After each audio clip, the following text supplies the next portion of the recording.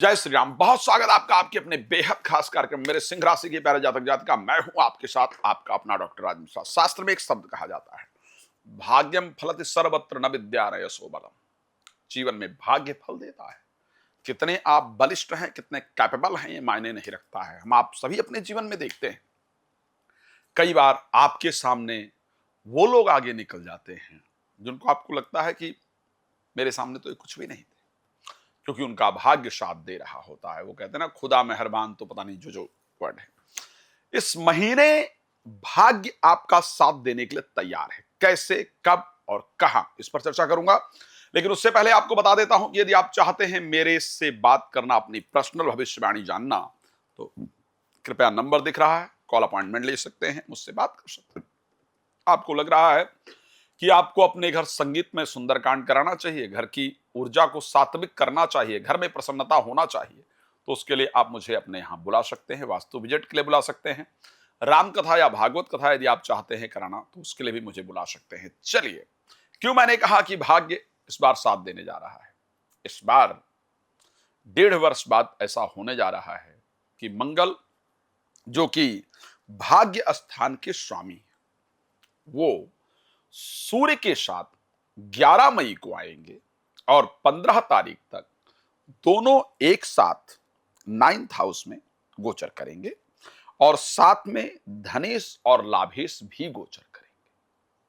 तो क्या इस योग के कारण जो अभी तक रुके हुए कार्य हैं, या अभी तक जो प्रयास कर रहे थे रिजल्ट नहीं मिल रहा था, क्या वो मिलेगा? तो मैं कह सकता हूं कि हां, इस बार जो ये 4 से 5 दिन का वक्त होगा, ये आपके भाग्य उदय के लिए बहुत महत्वपूर्ण दिनों में से होगा, ये ज्योतिष कहता है। 9th हाउस में मंगल फिर गोचर करेंगे, तो 9th हाउस के अंतर्गत मंगल के गोचर करने से भाग्य का प्रॉपर सपोर्ट मिलेगा और भाग्य के सपोर्ट करने के कारण जितनी भी रुकी हुई चीजें हैं वो आगे बढ़ेंगी, अपॉर्चुनिटीज मिलेगी, नए लोगों से मुलाकात होगी। ज्योतिष शास्त्र ये कहता है कि 9th हाउस के अंतर्गत एग्जॉल्टेड सूर्य मंत्री का पद प्रदान करता है।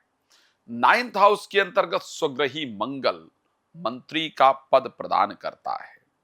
एक एक राजयोग प्रदायक भी ये संयोग है। तो इस परिस्थिति में मैं ये जरूर कह सकता हूं कि मैं ये मान लेता हूं कि अगर आप केंद्रीय मंत्री के लिए कैपेबल हैं, आप उस जगह पर काम कर रहे हैं, तो निश्चित रूप से पॉसिबल है कि वो पद आपको प्राप्त हो जाए। अगर आप किसी कंपनी में काम कर रही हैं, तो भी आपको कोई नई रिस्पॉन्सिबिलिटी दी जाए। अगर आप अपना बिजनेस इत्यादि कर रहे हैं, तो फिर आपको थोड़ा इंतजार करना पड़ेगा, और वो इंतजार रहेगा 14 तारीख के बुध के वृष में प्रवेश करने को लेकर। जब बुध वृष राशि में प्रवेश करेंगे और यहां मंगल स्वग्रही होंगे, सूर्य 10th हाउस में होंगे, तो ये परिस्थिति आपके लिए जीवन में प्रोफेशनली नया कुछ देने के लिए तैयार होगी। मैं एक बात बहुत जिम्मेदारी के साथ कह सकता हूं और ज्योतिष की सच्चाई को देखते हुए कह सकता हूं, इस महीने आपके लिए भाग्य के दरवाजे खुलने वाले हैं। इस महीने आप कुछ नया रिसर्च करेंगी, कुछ नए धार्मिक यात्राएं करेंगी, ये पक्का है। कुछ बड़े प्रतिष्ठित लोगों से मुलाकात करेंगे या करेंगी, ये भी पक्का है। इस महीने आप अपने नए कार्य को शुरू करने में, या कार्य को एक्सटेंड करने में, या फिर नई जॉब वगैरह प्राप्त करने के लिए, या अपने पोजीशन को आगे ले जाने के लिए डेफिनेटली प्रयास करने वाली हैं।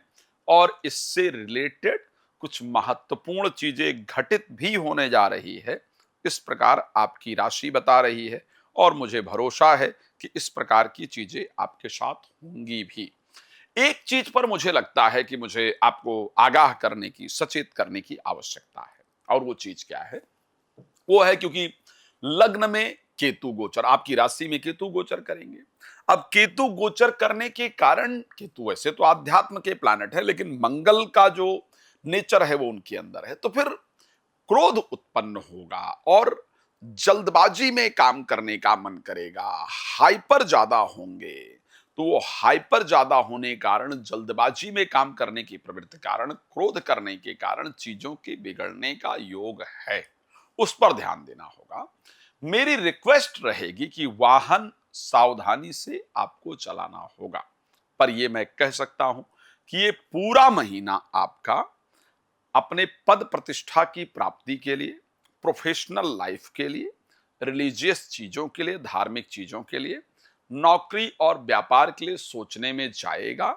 इन्हीं के ऊपर आप सोचेंगे। आप मेरी बात चाहे नोट करके रख लीजिएगा, और इनसे रिलेटेड इंपॉर्टेंट चीजें भी आपके जीवन के अंतर्गत जरूर होने वाली हैं। अब चलिए बात कर लेते हैं पहले हेल्थ को लेकर के। हेल्थ में मैं आपको गारंटी दे रहा हूं, आप नोट कर लीजिएगा। आप अपना बीपी चेक कीजिएगा। आपका बीपी इस महीने बहुत फ्लैक्चुएट होगा। क्रोध अत्यधिक उत्पन्न होगा। इन दो चीजों पर आपको ध्यान रखना होगा। फाइनेंस को लेकर के, हाँ, ये बहुत इंपॉर्टेंट पार्ट है।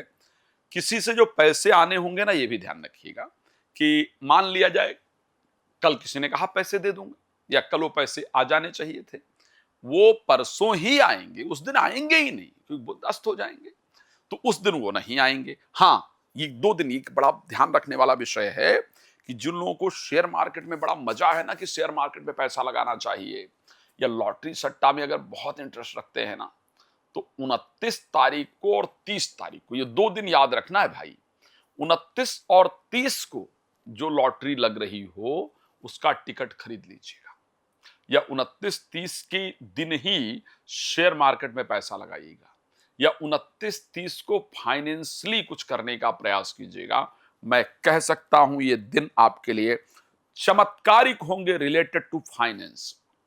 ये दिन आपके लिए चमत्कारिक होंगे रिलेटेड टू फाइनेंस। इस बात को ध्यान रखिएगा। एक बात और आपको कह रहा हूं, तारीख 11 तक, ये डेट नोट कीजिएगा, तारीख 11 तक आपको वाहन बहुत सावधानी पूर्वक चलाना है। यहां तक दुर्घटना इत्यादि होने का योग है।